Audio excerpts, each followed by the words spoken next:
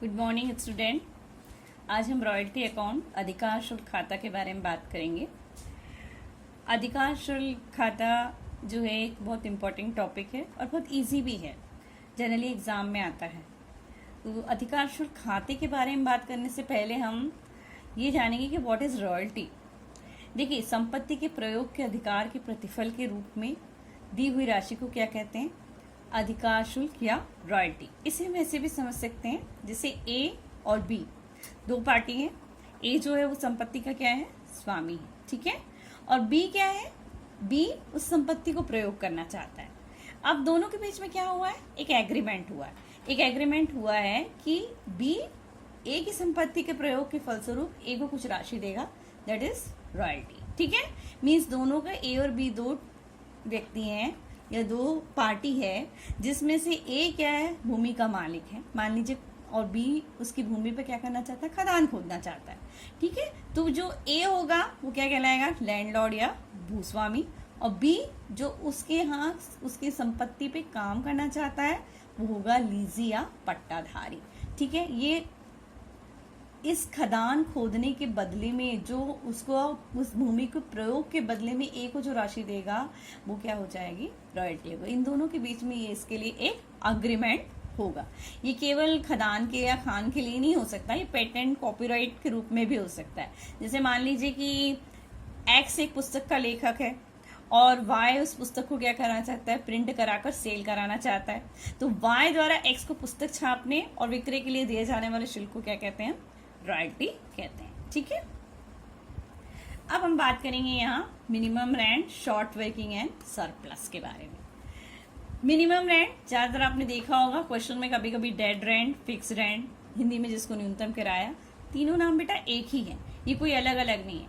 ये भी दोनों लैंडलॉर्ड और लीसी के बीच में क्या हो जाएगा? एग्रीमेंट होगा कि संपत्ति के स्वामी को यानी लैंडलॉर्ड को इससे कम की राशि के भुगतान नहीं किया जाएगा। मान लीजिए रॉयल्टी की राशि और मिनिमम रेंट दोनों में, मान लीजिए मिनिमम रेंट की राशि ज्यादा है तो मिनिमम रेंट का भुगतान क्या करेंगे आप?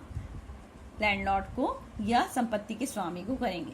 जैसे बी ने ए की जमीन पर कोयला खदान खोलने के लिए निर्णय लिया तथा 2 रुपए प्रति टन का भुगतान का समझौता किया तथा मिनिमम रेंट यहाँ कितना निर्धारित किया गया? 5000 निर्धारित किया गया। अब मान लीजिए फर्स्ट ईयर में प्रोडक्शन कितना होता है? 2000 टन होता है, तो यहाँ रॉयल्टी कितनी होगी? 2 रुपीज पर ton, means 2000 into 2 is equal to 4000। और मिनिमम रेंट हमने यहाँ कितना बताया? 5000। मीन्स यहाँ पे पेमेंट कितना होगा? 4000 या 5000 में से जो दोनों में से जो अधिक होगा। तो अधिक क्या है यहाँ? न्यूनतम किराया या मिनिमम रेंट यहाँ ज्यादा है, तो पेमेंट आप कितने का करेंगे? 5000 का करेंगे, ठीक है। अभी हमने आपको बात की थी कि हम यहाँ 3 चीजें बात करेंगे, minimum rent, short working and surplus. And what is short working? देखिए, when minimum rent is more than royalty, that is short working, means short working is equal to minimum rent minus royalty। 5000 रुपए के minimum rent में से हमने 4000 रुपए की royalty घटाई, तो यहाँ पे शॉर्ट वर्किंग कितनी होगी? 1000 रुपीज।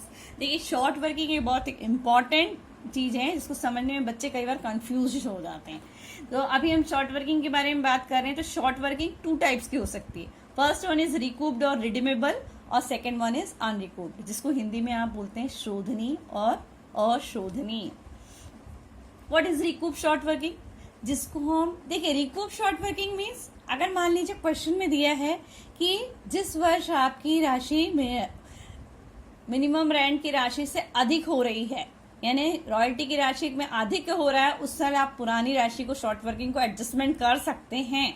ऐसा क्वेश्चन में दिया है, या आगामी 2 वर्ष लिख सकते हैं, प्रथम 4 वर्ष लिख सकते हैं। तो जब क्वेश्चन में ये दिया है कि सबसे पहले कि जिस वर्ष आपकी अधिक होगी रॉयल्टी की राशि, उस वक्त अगर आप शॉर्ट वर्किंग को एडजस्ट कर सकते हैं, वो हो जाएगी रिकूप शॉर्ट वर्किंग। अब इसके पहले हम रिकूप शॉर्ट वर्किंग से पहले पढ़ेंगे सरप्लस। जैसे मैंने अभी आपको बताया था, minimum rent, short working and surplus. हमने मिनिमम रेंट और शॉर्ट वर्किंग समझ लिया है। अब सरप्लस क्या है? Surplus is equal to royalty minus minimum rent, यानी रॉयल्टी यहाँ पे क्या होगी? न्यूनतम किराए से अधिक होगी। लास्ट उदाहरण में हमने जैसे देखा, फर्स्ट ईयर में हमको 1000 की शॉर्ट वर्किंग थी। अब यदि मान लीजिए दूसरे साल प्रोडक्शन आपका कितना हो गया? 3000 टन हो गया, यानी रॉयल्टी कितनी होगी? 2 रुपए प्रति टन के हिसाब से हमने उदाहरण लिया था, तो यानी 6,000 रुपीज अब आपकी क्या हो गई है, रॉयल्टी हो गई। फर्स्ट ईयर की शॉर्ट वर्किंग कितनी थी आपकी, 5,000, और मिनिमम रेंट कितना है 1,000, और मिनिमम रेंट कितना है आपका 5,000, यानी सरप्लस कितना आ रहा है आपका 6,000 माइनस 5,000 इज इक्वल टू 1,000 का आपका सरप्लस या अधिक है। यानी आप इस साल 1,000 की राशि का क्या कर सकते हैं, समायोजन कर सकते हैं, यानी 1,000 की राशि इसमें रिकूप्ड की जा सकती है। जब क्वेश्चन में लिखा जा सकता है कि आगामी वर्षों में समायोजन किया जा सकता है, तो ऐसी शॉर्ट वर्किंग को हम रिकूप्ड शॉर्ट वर्किंग कहते हैं। अब बात हो रही है अनरिकूप्ड। जब शॉर्ट वर्किंग के एडजस्टमेंट या एप्लीकेंट का अधिकार नहीं रहता तो वह अनरिकूप्ड शॉर्ट वर्किंग होगी। मीन्स जितने साल आपको लिखा है या तो उतने साल तक, या टोटल आपको लिखा है कि इसका समायोजन नहीं किया जा सकता, दैट इज अनरिकूप्ड। ठीक है, यहाँ इसको हम समझ सकते हैं। रॉयल्टी में देखिए without minimum rent and with minimum rent, यानी अगर मान लीजिए क्वेश्चन में कोई न्यूनतम, दोनों के बीच में कोई समझौता नहीं हुआ है, कोई न्यूनतम किराया नहीं लिखा गया है, एग्रीमेंट नहीं है, तो वो विदाउट मिनिमम रेंट हो जाएगा। और अगर लिखा गया है विथ मिनिमम रेंट, एक न्यूनतम किराए की राशि दी गई, जनरली सारे क्वेश्चन में दी ही गई रहती है, तो इसमें भी हम दो कैटेगरी मानेंगे, to recoup short working without any limitation of time and to recoup short working within a limited time. Without any means इसमें कोई समय सीमा नहीं होगी। जैसे हमको पहले साल 1,000 रुपए की शॉर्ट वर्किंग हुई, अब वो दूसरे, तीसरे, चौथे, पांचवे, जिस साल भी हमको अधिक होगा उससे हम क्या कर सकते हैं, जिस साल भी हमको सरप्लस होगा उससे हम इसको क्या कर सकते हैं, एडजस्ट कर सकते हैं। लेकिन अगर मान लीजिए कंडीशन दे दी गई है कि एक समय सीमा दी गई है, जिसमें हो सकता है प्रारंभिक वर्ष से इतने वर्ष तक या आगामी वर्ष से इतने वर्ष तक। देखिए प्रारंभिक वर्ष जब लिखा जाता है तो ये मान लीजिए कि लीज चालू होने का, पट्टाधारी जिस साल लीज उसकी चालू होगी, फर्स्ट ईयर से लेके मान लीजिए क्वेश्चन में 4 ईयर, 5 ईयर, 10 ईयर, 6 ईयर जो भी दिया, उतने साल ही क्या होगी, एडजस्टमेंट या रिकूप्ड किया जा सकता है शॉर्ट वर्किंग को। उसके बाद नहीं, उसके बाद कोई भी शॉर्ट वर्किंग होगी तो उसको हम क्या कर देंगे, प्रॉफिट एंड लॉस अकाउंट में डाल देंगे। जबकि अगर हम next 2 years, next 3 years, next 1 year ये दिया जाता है अगर क्वेश्चन में, तो जिस साल आपको शॉर्ट वर्किंग होगी उस साल को छोड़कर आगे कितने साल तक एडजस्ट कर सकते हैं वो आप देख लीजिए। जैसे मान लीजिए फर्स्ट ईयर आपकी शॉर्ट वर्किंग हुई तो वो, और मान लीजिए आगामी 2 साल तक हम उसका एडजस्टमेंट कर सकते हैं, तो वो सेकेंड एंड थर्ड ईयर तक हो सकती है। अब मान लीजिए थर्ड ईयर में आपको कोई शॉर्ट वर्किंग हुई तो वो 4th एंड 5th ईयर तक एडजस्ट हो सकती है। तो ये शॉर्ट वर्किंग नेक्स्ट ईयर आपको कब तक दिया है वो साल छोड़कर आगे तक। बच्चे यहाँ बहुत कंफ्यूज होते हैं और यही गलतियां करते हैं। ठीक है, तो अभी इसमें भी कंडीशंस है, condition for recoupment of short working, लघु कार्य के समायोजन में भी कुछ शर्तें हैं। First one is short working of any year will be recouped in the next subsequent following dash year. मतलब जिस साल भी आपको शॉर्ट वर्किंग होगा उसका एडजस्टमेंट बाद वाले वर्षों, मीन्स उस साल को छोड़कर आने वाले इतने वर्षों तक होगा जो क्वेश्चन में दिया रहेगा। लेकिन अगर मान लीजिए आपको लीज का ईयर भी दिया हुआ है, जैसे मान लीजिए लीज का ईयर 5 ईयर्स 6 ईयर्स है, और मान लीजिए आपको चौथे साल को शॉर्ट वर्किंग होगी तो वो 5वें साल से ज्यादा एडजस्टमेंट नहीं होगी। मान लीजिए उसमें लिखा है नेक्स्ट 2 ईयर्स या नेक्स्ट 3 ईयर्स तक एडजस्टमेंट होगा, लेकिन टोटल लीज का पीरियड अगर मान लीजिए 5 साल है तो लास्ट ईयर में आप क्या कर देंगे, 5वें साल में पूरा जितना अनरिकूप्ड है वो P&L में डाल देंगे। ठीक है, समझ गए।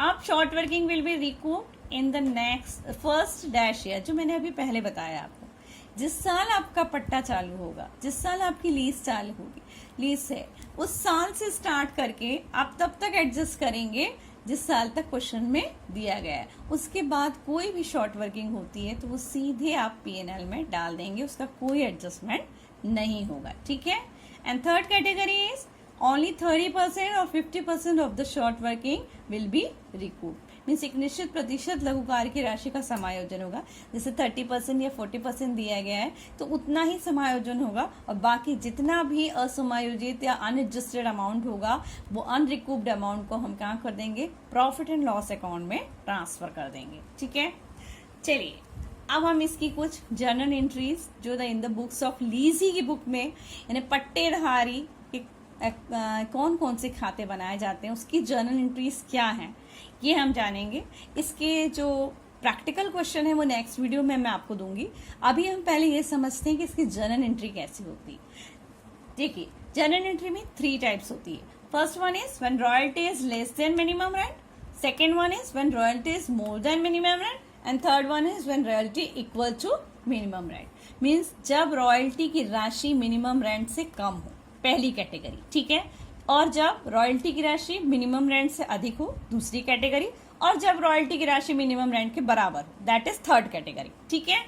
तो फर्स्ट वन जब हम बात करते हैं रॉयल्टी पेएबल हो, तो हम जब मिनिमम रेंट आपकी रॉयल्टी की राशि से ज़्यादा होगा तो यहाँ पे डेबिट आपकी दो चीज़ें होंगी, जैसे हमने अभी निकाला था, जब मिनिमम रेंट ज़्यादा होता है तो minimum rent minus royalty is equal to short working. तो रॉयल्टी और शॉर्ट वर्किंग दोनों को आप डेबिट करिए और लैंडलॉर्ड को क्रेडिट करिए। तो टोटल, क्योंकि मिनिमम रेंट से कम अमाउंट हम पेमेंट नहीं कर सकते हैं, तो टोटल अमाउंट जो हमने पहले साल लिया था 5000 आपने दिखाया था मिनिमम रेंट, तो लैंडलॉर्ड को हम क्रेडिट करेंगे 5000 से। रॉयल्टी तो आपकी 4000 थी और 1000 आपकी क्या आई थी, शॉर्ट वर्किंग आई थी। नरेशन हो जाएगा being royalties earn and short working to be paid to landlord, ठीक है। यही नेक्स्ट ईयर अगर मान लीजिए रॉयल्टी आपकी क्या हो गई, मोर देन मिनिमम रेंट, तो यहाँ कोई शॉर्ट वर्किंग नहीं है, तो सीधे सीधे रॉयल्टी अकाउंट डेबिट कर दीजिए और लैंडलॉर्ड को अकाउंट को क्या कर दीजिए, क्रेडिट कर दीजिए, ठीक है। इक्वल भी सेम एंट्री होगी, royalty account debit to landlord account, being royalty earn and payable to landlord. Next, जब पेमेंट करना हो, फर्स्ट कैटेगरी में जितना हम पेएबल करेंगे दोनों मिलाकर, लैंडलॉर्ड को हमने जितने से क्रेडिट किया उतने से हम उसको क्या करेंगे, पहले डेबिट कर देंगे। लैंडलॉर्ड अकाउंट डेबिट और बैंक अकाउंट को हम क्या कर देंगे, क्रेडिट कर देंगे, ठीक है। लेकिन सेकंड कैटेगरी में अगर मान लीजिए कोई एडजस्टमेंट किया जाए, मींस अगर हमको सरप्लस हो रहा है और पुराना कोई शॉर्ट वर्किंग, जैसे हमने लास्ट क्वेश्चन में दिया था कि 1000 की हमसे शॉर्ट वर्किंग थी, जो मान लीजिए हम इस साल एडजस्ट कर सकते हैं, क्योंकि हमारा रॉयल्टी की राशि 6000 रुपीज हुई थी नेक्स्ट ईयर, तो 6000 लैंडलॉर्ड को आप पेमेंट में 6000 दिखाएंगे, लेकिन यहाँ पे आप शॉर्ट वर्किंग का एडजस्टमेंट करेंगे, क्योंकि मिनिमम रेंट को हम बैंक से डेबिट करेंगे, क्रेडिट करेंगे। मींस मिनिमम रेंट के भुगतान जो दिखाएंगे उससे कम तो भुगतान हो नहीं सकता, तो 5000 को बैंक से दिखाएंगे और 1000 की जो शॉर्ट वर्किंग हमने एडजस्ट की है, वो शॉर्ट वर्किंग जो यहाँ डेबिट थी वो यहाँ क्या हो रही है, क्रेडिट हो रही है। देखिए यहाँ पे क्योंकि पूरी 1000 की राशि आपकी क्या हो गई है, यहाँ पे क्योंकि 6000 रुपए के हमको रॉयल्टी हुआ, मान लीजिए यहाँ 5500 रुपए होती तो हम यहाँ सिर्फ 500 रुपए का एडजस्टमेंट करते, 5000 रुपए भुगतान वहां हमको दिखाना ही पड़ता, क्योंकि 5000 रुपए हमारा मिनिमम रेंट है, इससे कम का भुगतान हम नहीं कर सकते। थर्ड कैटेगरी में भी सेम है, landlord account debit to bank, जितना अमाउंट है वो पूरा आप बैंक से क्या कर देंगे, पेमेंट दिखा देंगे। अब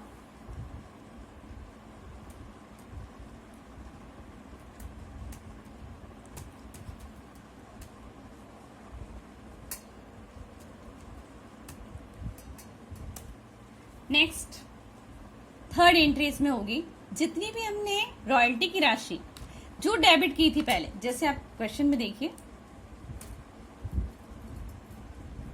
फर्स्ट में हमने क्या किया था, 4000 रुपए रॉयल्टी की राशि को हमने क्या किया था, डेबिट किया था, रॉयल्टी अकाउंट को डेबिट किया था और क्रेडिट किसको किया था, लैंडलॉर्ड को। तो अभी जितनी रॉयल्टी की राशि है वो टोटल कहाँ चली जाएगी, प्रॉफिट एंड लॉस अकाउंट। बेटा उस अकाउंट को हमको क्या करना पड़ेगा, बंद करना पड़ेगा, ठीक है। मीन्स रॉयल्टी का जो अकाउंट था, तो statement of profit and loss account को डेबिट करिए और रॉयल्टी का अकाउंट को क्या कर दीजिए, क्रेडिट करिए, being the amount of royalties transfer to the PNL account, ठीक है। अब मान लीजिए यहाँ पे सेकंड में हमने बात की थी कि रॉयल्टी जितनी भी, देखिए ये तीनों में सेम एंट्री आएगी, स्टेटमेंट जितनी भी रॉयल्टी की राशि हमने डेबिट की है वो अब लास्ट ईयर में क्रेडिट जरूर करेंगे, लेकिन जिस साल मान लीजिए सरप्लस होता है और उस साल से आगे मान लीजिए अब हम एडजस्टमेंट शॉर्ट वर्किंग का नहीं कर सकते, यदि कोई शॉर्ट वर्किंग की राशि अनरिकूव्ड रह गई है, उस दशा में क्या है, जैसे मान लीजिए अभी हमने बात की थी कि 1000 की शॉर्ट वर्किंग हमको पहले साल हुई, अब मान लीजिए दूसरे साल क्योंकि हमको सरप्लस, हमने जो पिछला क्वेश्चन लिया था उसमें 1000 का सरप्लस दिखाया, लेकिन मान लीजिए 500 का ही सरप्लस होता और एक ही साल तक का एडजस्टमेंट करने का क्वेश्चन में नियम दिया गया रहता, तो यहाँ सिर्फ 500 रुपए का हम एडजस्टमेंट करते और बाकी 500 आपकी क्या हो जाती, अनरिकूव्ड हो जाती, यानी अब इस राशि को हम आगे समायोजित नहीं कर सकते, तो उसको हमको पीएनएल में ले जाना पड़ेगा। मीन्स हम क्या करते, रॉयल्टी हमारी 5500 अगर रहती तो 5500 को हम यहाँ क्रेडिट करते और शॉर्ट वर्किंग 500 को क्रेडिट करते हो, दोनों का टोटल 6,000 रुपये statement of profit and loss account में हम डेबिट करते हैं। याद रखिए जितनी रॉयल्टी की राशि है वो तो आपकी क्रेडिट होगी ही, इसके अलावा कोई भी अगर असमायोजित राशि जो आगे हम नहीं ले जा सकते, मान लीजिए दूसरे और तीसरे साल तक ले जाना रहता तब तो हम यहाँ शॉर्ट वर्किंग नहीं दिखाते, पर मान लीजिए कुछ असमायोजित राशि रह जाती है तो वो अनएडजस्टेड अमाउंट को हम क्या करेंगे, प्रॉफिट एंड लॉस अकाउंट में ट्रांसफर कर देंगे।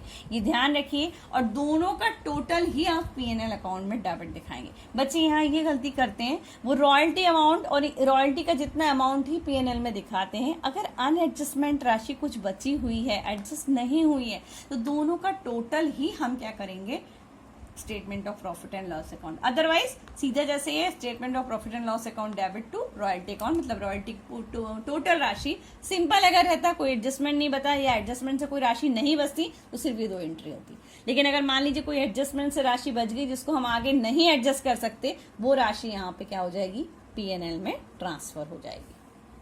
Okay, thank you.